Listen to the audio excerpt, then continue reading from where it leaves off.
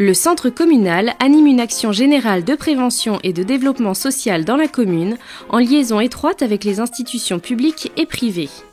Il emploie 44 agents au 31 décembre 2020. Au cours de l'année 2020, 4 982 personnes ont été accueillies physiquement et 9 223 appels téléphoniques ont été recensés. L'année 2020 a été marquée par 3 éléments majeurs.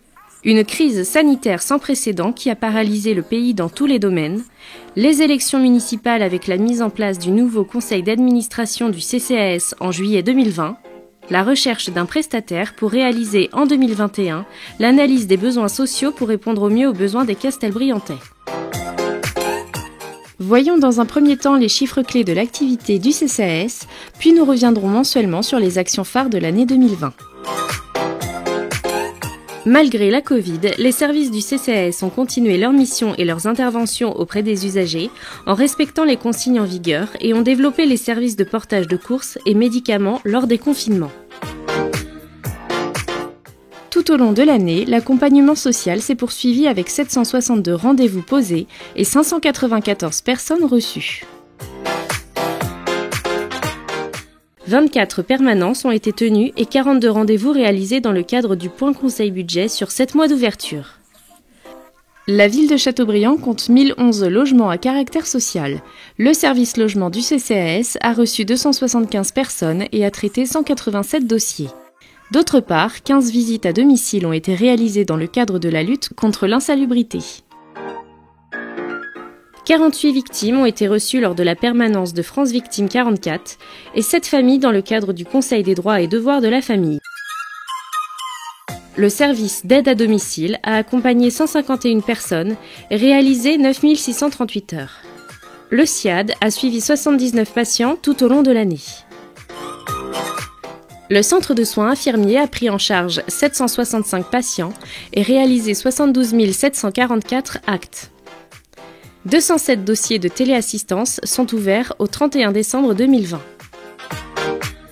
Malgré la fermeture du foyer-restaurant pendant 5 mois, puis la limitation des capacités d'accueil, 2630 repas ont été servis et 1217 tickets de taxi vendus. Revenons ensemble sur les temps forts de 2020.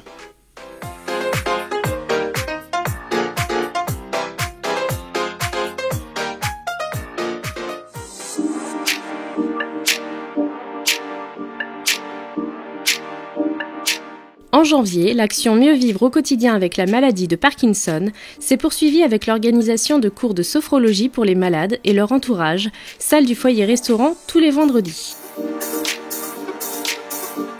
En partenariat avec l'ACEP des Pays de la Loire, le CCAS a participé à cet événement au sein de la salle d'activité du foyer-restaurant en proposant des ateliers numériques, tablettes tactiles, à 12 seniors lors de 2 séances réalisées au cours de l'année.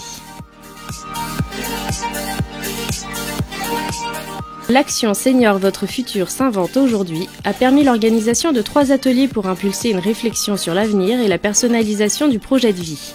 Adaptation du logement, projection de l'entrée en foyer logement, rapprochement de sa famille. 455 élèves de 5e et de 3e ont été formés à l'attestation scolaire de sécurité routière 1 et 2.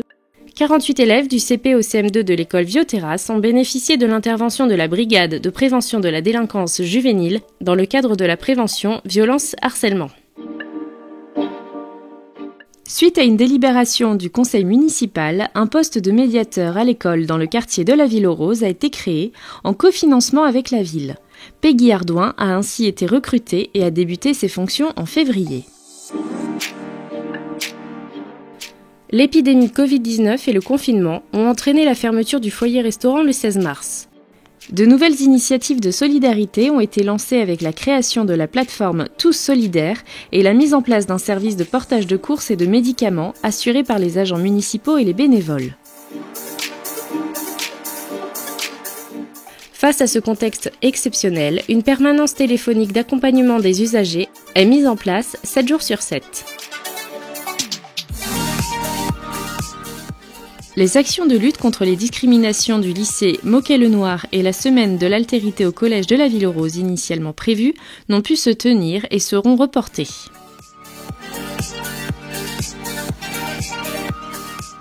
Malgré la situation inédite de confinement, les services de soins à domicile, la téléassistance ainsi que l'accueil du CCAS sont maintenus toute l'année dans le respect des gestes barrières et des protocoles en vigueur.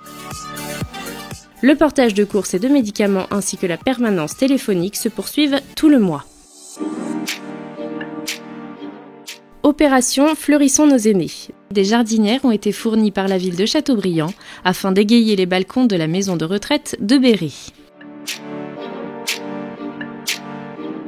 Afin d'égayer le quotidien des résidents des EHPAD, des bénéficiaires du portage de courses et de l'ensemble des usagers des services de soins du CCAS, 600 brins de muguet ont été distribués pour le 1er mai.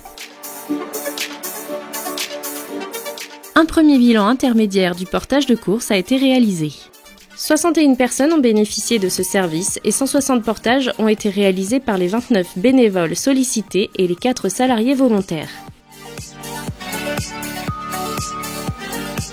Au mois de juin, le foyer-restaurant reprend son activité avec un protocole strict et qui oblige la mise en place d'une limitation du nombre d'usagers.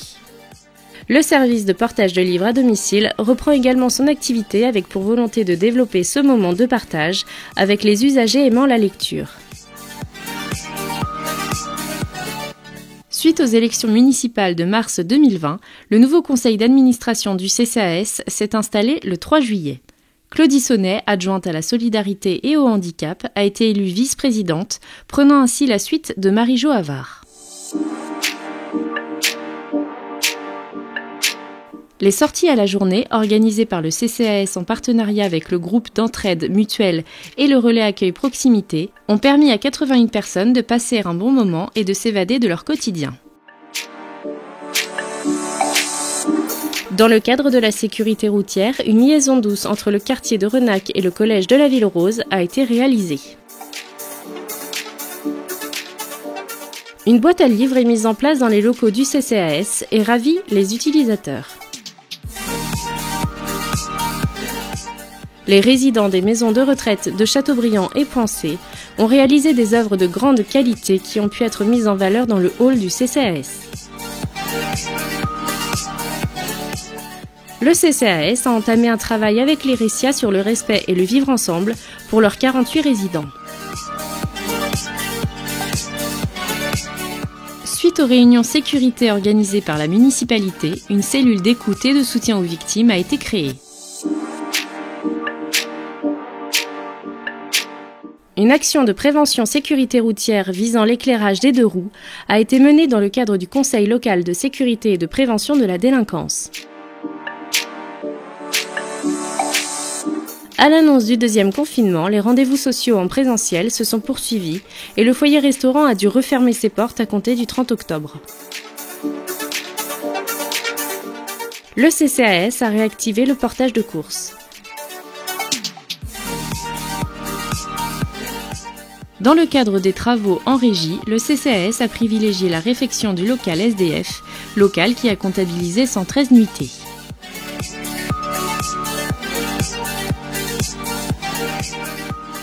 Dans l'impossibilité d'organiser le traditionnel repas de Noël, la municipalité, via son CCAS, a offert des bons cadeaux de 10 € aux aînés de 70 ans et plus. 1954 bons ont ainsi été utilisés et 400 boîtes de gâteaux ont également été distribuées aux résidents des EHPAD et établissements spécialisés handicap.